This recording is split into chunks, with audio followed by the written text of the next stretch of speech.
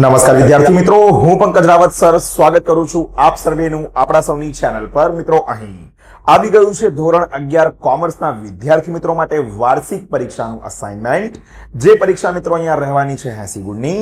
અહીં દોસ્તો assignment સોલ્યુશન્સના videos આજથી આપણે શરૂ કરી રહ્યા છીએ, તો ફટાફટ હર હંમેશની જેમ આ વિડીયોને લાઈક અને શેર કરીને બન્યા રહેજો વિડીયોમાં અંત સુધી, જેથી કરીને અત્રે સમજાવેલા એક મહત્વપૂર્ણ પ્રશ્નની અંદર આપ સર્વે વિદ્યાર્થી મિત્રોને વિગતવાર રીતે ખ્યાલ આવી શકે। આ સિવાય મિત્રો ક્યાંકથી હરતા ફરતા રખડતા પહેલી વખત જો આપ સર્વે આપણી ચેનલ ઉપર પધાર્યા છો તો નીચે આવેલા લાલ કલરના સબસ્ક્રાઇબ બટનને દબાવીને તથા બાજુમાં આવેલા બેલ આઇકનને ઓલ પર સેટ કરીને જોડાઈ જજો આપણી ચેનલ નેક્સ એકેડમી ઉપર, જેથી કરીને ભવિષ્યમાં જ્યારે પણ આવી રીતે જ નવા વિડીયોઝ ધોરણ 11 કોમર્સ માટેના કે પછી અસાઇનમેન્ટ ને સોલ્યુશન્સ માટેના અપલોડ થાય તો સૌથી પહેલા તેની નોટિફિકેશન આપને મળતી રહે। મિત્રો, અસાઇનમેન્ટ સોલ્યુશન્સ નો આપણો આ પહેલો વિડીયો છે। સૌથી પહેલા આપણે અકાઉન્ટ એટલે કે નામાના મૂળ તત્વો વિષયના સેક્શન બી નું સોલ્યુશન વિગતવાર રીતે અહીંયા સમજીશું। ચાલો શરૂઆત કરીએ છીએ આપણે અહીંયા સૌથી પહેલા ભાગ 1 ના પ્રકરણ નંબર 4 થી, કારણ કે અહીં સૌથી પહેલા આપણને પ્રકરણ નંબર 4 જે છે તે અહીં આપવામાં આવેલું છે। ચાલો સૌથી પહેલો પ્રશ્ન શું છે ભાઈ કે આમ નોંધ એટલે શું? તો જવાબમાં આપણે લખીશું આમ નોંધ એટલે નામાનો એવો ચોપડો કે જેમાં બધા હિસાબી વ્યવહારો ક્રમવાર સૌ પ્રથમ નોંધવામાં આવે છે તથા વ્યવહારની ટૂંકી સમજૂતી પણ તેમાં નોંધવામાં આવે છે। તો આ થઈ જાય છે ભાઈ અહીંયા આમ નોંધ માટેનો જવાબ, બરાબર છે। એવો નામાનો ચોપડો જેની અંદર તમે બધા જ હિસાબી વ્યવહારો જે છે તે ક્રમવાર રીતે પ્રથમ વખત નોંધો છો, તેને આપણે આમ નોંધ કહીએ છીએ। ચાલો ભાઈ, ત્યારબાદ આવે છે બીજો પ્રશ્ન, સંયુક્ત આમ નોંધ ક્યારે લખવામાં આવે છે? સંયુક્ત આમ નોંધ એટલે શું ભાઈ? જ્યારે એક જ સમયે તમે બે કરતા વધારે આમ નોંધ લખો ત્યારે એને સંયુક્ત આમ નોંધ કહેવામાં આવે છે। તો જવાબમાં આપણે ભાઈ લખી દઈશું અહીંયા કે કોઈ પણ હિસાબી વ્યવહારમાં એક જ સમયે જ્યારે બે કરતા વધુ ખાતા સંકળાયેલા હોય તો સંયુક્ત આમ નોંધ એની અંદર લખવામાં આવે છે। ત્રીજું, અન્ય રીતે માલની જાવકના 3 ઉદાહરણ અહીં આપો। તો પહેલું, અંગત વપરાશ માટે લીધેલ માલ જેને આપણે ઉપાડ કહીએ, બીજું જાહેરાતમાં નમૂના તરીકે વહેંચેલ માલ, અને ત્રીજું ધર્માદામાં આપેલ માલ। આ માલ કેવા થયા? અન્ય રીતે માલની જાવકના ઉદાહરણ થયા, બરાબર છે। ચાલો આગળ મિત્રો ચર્ચા કરીએ અહીંયા ચોથા નંબરના પ્રશ્નની। વેપારી વટાવ શા માટે આપવામાં આવે છે એવો આપણો અહીંયા ભાઈ પ્રશ્ન છે। તો કે ભાઈ છાપેલી કિંમતે જ છૂટક વેપારીઓ માલ વેચી શકે અને તેમને ખર્ચ કાઢતા વાજબી નફો મળી રહે તે માટે વેપારી વટાવ આપવામાં આવે છે। પાંચમો અને ખૂબ જ મહત્વપૂર્ણ તથા હું આઈએમપી પ્રશ્ન કહી શકું ભાઈ આ આવનારી વાર્ષિક પરીક્ષા માટેનો કે ભાઈ કસર કોને કહે છે? તો સાંભળજો ભાઈ કે કેટલીક વાર દેવા કે લેણાની પતાવટ પ્રસંગે હિસાબ ચૂકતે કરવા નાની રકમ જતી કરી પતાવટ કરવામાં આવે તેને કસર કહે છે। ઉદાહરણ આપો તમને, માની લો કે ભાઈ એક વ્યક્તિ છે એ નામની વ્યક્તિ, તો એ નામની વ્યક્તિ પાસેથી મારે જશે તે અહીંયા રૂપિયા લેવાના નીકળે છે 3120, બરાબર। એવામાં હવે એ વ્યક્તિ જો એવું કે સાહેબ 3000 રૂપિયા લઈ લો અથવા 3100 રૂપિયા લઈ લો, તો એટલે કેટલા રૂપિયા નથી આપ્યા? અહીંયા માની લો 3100 રૂપિયા આપે તો 20 રૂપિયા એને આપ્યા નથી। આજે નથી આપ્યા તે નાની એવી રકમને હું અહીં પતાવટ કરીને મારો હિસાબ 0-0 કરી દઉં, ચૂકતે કરી દઉં, તો એને શું કહેવાય ભાઈ? અહીંયા કસર કહેવાય છે। આ રીતે ભાઈ અહીંયા આ પૂર્ણ થઈ જાય છે આપણો પ્રકરણ નંબર 4 ભાગ 1 માંથી, અને પ્રથમ પરીક્ષાના અભ્યાસક્રમમાંથી આ છે, બરાબર છે? યાદ રાખજો, પ્રથમ પરીક્ષાના અભ્યાસક્રમની અંદરથી જે છે તે અહીંયા આ પ્રકરણ લેવામાં આવેલું છે। ચાલો હવે ભાગ 1 પ્રકરણ નંબર 5 આ પણ ભાઈ પ્રથમ પરીક્ષાના અભ્યાસક્રમમાંથી જ લીધેલું પ્રકરણ છે, તો આ અહીં ખાસ યાદ રાખજો।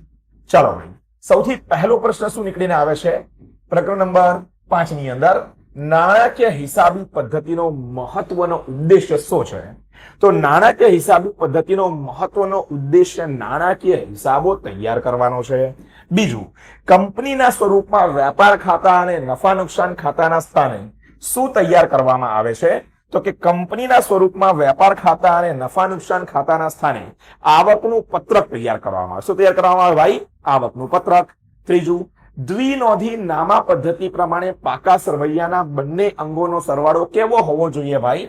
તો કે હંમેશા જે છે તે સરવાળો આપણો સરખો હોવો જોઈએ।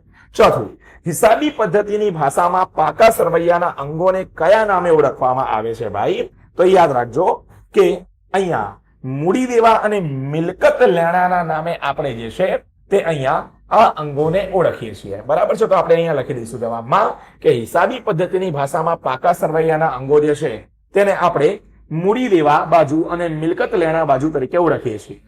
પાંચમું છે દ્વિનોંધી નામા પદ્ધતિ અનુસાર વાર્ષિક હિસાબોના અંગો જણાવો. તો દ્વિનોંધી નામા પદ્ધતિ અનુસાર વાર્ષિક હિસાબોના ભાઈ 3 અંગો થાય. કેટલા અંગો થાય અહીંયા? તો કે ભાઈ અહીંયા થાય 3 અંગો. કયા કયા 3 અંગો છે? પહેલું વેપાર ખાતું, બીજું નફા નુકસાન ખાતું અને ત્રીજું પાકું સરવૈયું. આ રીતે મિત્રો અહીંયા થઈ જાય છે આપણું પ્રકરણ નંબર 5 જે પ્રથમ પરીક્ષાના અભ્યાસક્રમમાંથી હતું તેનો પણ વિભાગ બી નો અહીંયા સોલ્યુશન પૂરું. આગળ ચર્ચા કરીએ મિત્રો અહીંયા ભાગ 1 ના પ્રકરણ નંબર 9 ની. પ્રકરણ નંબર 9 પણ પ્રથમ પરીક્ષાના અભ્યાસક્રમની અંદર આપણને જોવા મળ્યું હતું. સૌથી પહેલો પ્રશ્ન ભાઈ નીકળીને આવે છે સરભર ખાતું એટલે શું? શું પ્રશ્ન છે ભાઈ? કે સરભર ખાતું એટલે શું? જ્યારે કોઈ ખાતામાં સરવાળો કરતા બંને બાજુની રકમનો સરવાળો એક સરખો થાય ત્યારે રકમનો તફાવત રહેતો નથી અને એવી ખાતાની બાકી મળશે નહીં ત્યારે આ ખાતું સરભર થયેલું ગણાય. બરાબર? તો આવા પ્રકારના ખાતાને આપણે સરભર ખાતું કહીએ છીએ. બીજું શું છે ભાઈ? ખાતા વહી એ નામાનો કયો ચોપડો છે? તો કે ખાતા વહી એ નામાનો મુખ્ય કે પ્રધાન પ્રકારનો જે છે તે અહીંયા ચોપડો છે. ચાલો ત્રીજું, રોકડ ખાતાની કઈ બાકી હોય છે શા માટે? તો યાદ રાખીશું ભાઈ આપણે કે રોકડ ખાતાની હંમેશા જે છે તે ઉધાર બાકી હોય છે. રોકડની આવક કરતા જાવક વધુ હોઈ શકે નહીં, તેથી ઉધાર બાકી જ એની રાખવામાં આવે છે. ચોથું, ખાતાની બાકી એટલે શું? જવાબ લખીશું ભાઈ, કોઈ પણ ખાતાની ઉધાર અને જમા બાજુના સરવાળાના તફાવતને ખાતાની બાકી કહેવામાં આવે છે. ચાલો ત્યારબાદ પાંચમો પ્રશ્ન આવી જાય છે મિત્રો અહીંયા પ્રકરણ નંબર 9 માટેનો. શું છે કે બાંધેલા ચોપડા સ્વરૂપની ખાતા વહી શા માટે વેપારીઓ વધુ પસંદ કરે છે? જવાબમાં લખીશું બાંધેલા ચોપડા સ્વરૂપની ખાતા વહી સરખામણીએ ઓછી ખર્ચાળ અને સાચવણીની દ્રષ્ટિએ સરળ છે, તેથી વેપારીઓ વધુ પસંદ કરે છે. આ રીતે પ્રથમ પરીક્ષાના અભ્યાસક્રમમાંથી આવતા એવા પ્રકરણ આપણે જોઈ લીધા. કયા કયા પ્રકરણ પ્રથમ પરીક્ષાના અભ્યાસ આધારિત હતા? પ્રકરણ નંબર 4, પ્રકરણ નંબર 5 અને પ્રકરણ નંબર 9. મેં કીધું પ્રથમ પરીક્ષાના અભ્યાસક્રમમાંથી આટલું અહીંયા જે છે તે પૂછવામાં આવેલું હતું. હવે મિત્રો આવી જઈએ આપણે દ્વિતીય પરીક્ષાના અભ્યાસક્રમ આધારિત ચેપ્ટરોમાં, જેમાં ભાગ 2 નું પ્રકરણ નંબર 3 અહીંયા આપણને આપેલો છે. શું છે ભાઈ? અનામતના પ્રકારો જણાવો. જવાબ આવશે અનામતના 2 પ્રકાર, મહેસૂલી અનામત અને મૂડી અનામત. બીજું શું છે ભાઈ? અનામત ભંડોળ એટલે શું? અનામતની રકમ જો ધંધાની બહાર જામીનગીરીઓમાં રોકાણ કરવામાં આવ્યું હોય તો તેને અનામત ભંડોળ કહે છે. ચાલો આગળ ચર્ચા કરીએ ત્રીજા નંબરના પ્રશ્નની. મૂડી અનામતના ઉદાહરણ આપો. શેના ઉદાહરણના નામ આપવાના કીધા? મૂડી અનામતના. તો કે ભાઈ પહેલું, કાયમી મિલકત અને રોકાણો વેચતા મળેલ નફો, કાયમી મિલકતના પુનર્મૂલ્યાંકનનો નફો, કંપનીએ શેર કે ડિબેન્ચર બહાર પડતા મળેલ પ્રીમિયમ અને કંપનીની નોંધણી પહેલાનો નફો. કોઈ પણ બી પણ તમે આની અંદર લખી શકો છો. ચાલો ચોથો પ્રશ્ન છે મહેસૂલી અનામત કોને કહે છે? જે નફો માલના ખરીદ વેચાણ અને ધંધાની અન્ય પ્રવૃત્તિમાંથી ઉદ્ભવેલો હોય તેને મહેસૂલી નફો કહે છે. આ મહેસૂલી નફામાંથી જે અનામત ઊભું કરવામાં આવે તેને મહેસૂલી અનામત કહે છે. પાંચમું, મૂડી અનામત કોને કહે છે? તો મૂડી નફાની રકમ જે અનામત ખાતે લઈ જવામાં આવે છે તેને મૂડી અનામત કહેવામાં આવે. આ રીતે મિત્રો આ થઈ જાય અહીંયા ભાગ 2 નો પ્રકરણ નંબર 3 મૂડી અને અનામતો અને જોગવાઈઓ, જે દ્વિતીય પરીક્ષાના અભ્યાસક્રમમાંથી હતું. આગળ દ્વિતીય પરીક્ષાના અભ્યાસક્રમમાંથી જ અહીંયા આપણને આપવામાં આવેલું છે ભાગ 2 પ્રકરણ નંબર 6. સોરી, આ વાર્ષિક પરીક્ષાનો અભ્યાસક્રમ અહીંયા ભાઈ પ્રકરણ નંબર 6 થી શરૂ થયો. બરાબર છે? કારણ કે પ્રકરણ નંબર 5 સુધી આપણને જે છે તે આપેલું હતું. પહેલું શું છે અહીંયા પ્રશ્ન? રૂઢિચુસ્ત વલણ કોને કહેવાય? તો સમજો ભાઈ, હિસાબી ચોપડા લખતી વખતે સંભવિત ભાવિ નુકસાનને ધ્યાનમાં લેવું પરંતુ ભાવિ નફા કે ઉપજને ધ્યાનમાં ન લેવી, આવો વલણ રૂઢિચુસ્ત વલણ કહે છે. બીજું, માલના વેચાણની ઉપજનું સંપાદન ક્યારે થયું કહેવાય? તો જવાબમાં લખીશું ભાઈ આપણે કે માલ વેચાણના કિસ્સામાં માલની કાયદેસર માલિકીની ફેરબદલી વેચનાર પાસેથી ખરીદનાર તરફ થાય ત્યારે વેચાણની ઉપજનું સંપાદન થયેલું ગણી તેની નોંધ કરવામાં આવે.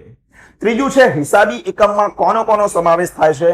હિસાબી એકમમાં એકાકી વેપારી, ભાગીદારી પેઢી, મર્યાદિત જવાબદારી વાળી કંપની, કોર્પોરેશન, સહકારી મંડળી તેમજ બિન નફાકીય સંસ્થાઓનો સમાવેશ થાય છે.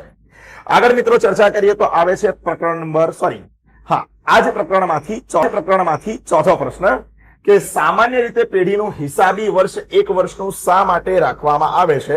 તો જવાબમાં લખી છે કે હિસાબી સમય 1 વર્ષનો રાખવાના કારણે ધંધાને લગતા મોટાભાગના તમામ પ્રકારના વ્યવહારો આવી જતા હોય છે માટે. પાંચમો અને છેલ્લો પ્રશ્ન છે ભાઈ, હિસાબી સમીકરણ કે પાકા સરવૈયાનું સમીકરણ કયા ખ્યાલ ઉપર આધારિત છે? તો કે હિસાબી સમીકરણ કે પાકા સરવૈયાનું સમીકરણ દ્વિઅસરના ખ્યાલ ઉપર આધારિત છે. આ રીતે મિત્રો આ થઈ જાય છે અહીંયા આપણું પ્રકરણ પૂરું. આગળ વાત આવે છે ભાગ 2 પ્રકરણ નંબર 9. અહીંયા ઉપરોક્ત પ્રકરણ નંબર 6 દ્વિતીય પરીક્ષાના અભ્યાસક્રમમાંથી અહીંયાથી વાર્ષિક પરીક્ષાનો અભ્યાસક્રમ આપણો પ્રકરણ નંબર 9 થી જે છે ભાઈ તે અહીં શરૂ થઈ જાય છે. તેની આપણે વિગતવાર સમજણ મેળવી લઈએ. મિત્રો સોલ્યુશન અડધે ઉપર પહોંચી ગયું છે, પરંતુ હજુ સુધી આપ સર્વે તરફથી લાઈક જે છે તે વિડીયો ઉપર નથી આવી. ભાઈ શું કામ કંજૂસી કરવી છે? આટલી સરસ મજાની ફાઇલ બનાવી, તમારા માટે સોલ્યુશન તૈયાર કરવું, તમારા માટે વિડીયો અપલોડ કરવો, ભાઈ ખરેખર સખત મહેનતનું કામ છે. તો એક લાઈક કરો અને ચેનલ ઉપર ખાસ ભાઈ સબસ્ક્રાઇબ કરીને જોડી દેજો, જેથી કરીને ભવિષ્યમાં જ્યારે પણ નવા વિડીયો આપણે અપલોડ કરીએ ત્યારે સૌથી પહેલા તેની નોટિફિકેશન મળી રહે. અને સૌથી અગત્યનું, આપણા ઇન્સ્ટાગ્રામ પેજ ડેક્સ એકેડમીને ફોલો નથી કર્યું ભાઈ તો ઘણી બધી વસ્તુઓ મિસ કરી રહ્યા છો. આજે જ નીચે ડિસ્ક્રિપ્શન બોક્સમાં જાઓ અથવા તો ડાયરેક્ટ ઇન્સ્ટાગ્રામ ઉપર જઈને સર્ચ કરો @DEX Academy અને આપણા ઇન્સ્ટાગ્રામ પેજને ફોલો કરવાનું ભાઈ બિલકુલ પણ ના ભૂલતા. પૈસા નથી આપવાના ભાઈ, ફ્રીમાં જ છે બધી વસ્તુઓ. ચાલો ભાગ 2 પ્રકરણ નંબર 9 ની આપણે ચર્ચા કરીએ. વાર્ષિક પરીક્ષાનો અભ્યાસક્રમ અહીંયાથી શરૂ થઈ જાય છે. પહેલું, બિન વ્યાપારી સંસ્થા એટલે શું? જે સંસ્થાનો મુખ્ય હેતુ નફો કમાવાનો ન હોય, સમજવું, પરંતુ સમાજની સેવા કરવાનો કે કલાને ઉત્તેજન પૂરું પાડવાનો કે સભ્યોના કલ્યાણ અર્થે પ્રવૃત્તિઓ કરવાનો હોય તેને બિન વ્યાપારી સંસ્થા કહેવાય છે.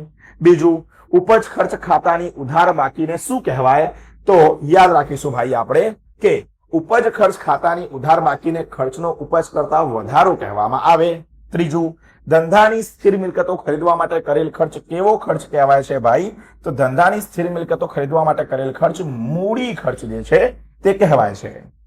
ત્યારબાદ ચોથા નંબરનો પ્રશ્ન જોઈએ. આવક જાવક ખાતાનું સ્વરૂપ કોના જેવું છે ભાઈ? તો કે આવક જાવક ખાતાનું સ્વરૂપ ટૂંકાવેલા રોકડ મેળ જેવું છે. છેલ્લો પ્રશ્ન, 9મા પ્રકરણ માટે મહેસૂલી આવક કોને કહે છે?